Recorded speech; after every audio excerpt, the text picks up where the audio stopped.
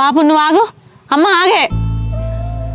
నేను ఏం మాట్లాడద్దు అనుకున్నా, నాకు ఆచారమే గిట్లయింది, ఇక దానికి అదేం చెత్తత్తి అని నేను ఇన్ని రోజులు ఇవ్వాలని ఏం అనలేదు.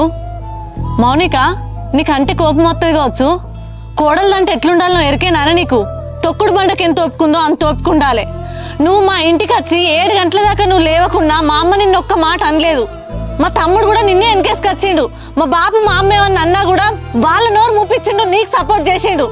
ఆ ముచ్చట్లనే నాకు ఎరికే. అయినా కూడా నిన్ను ఒక్కరోజు కూడా నేనేం మాట్లాడలేదు.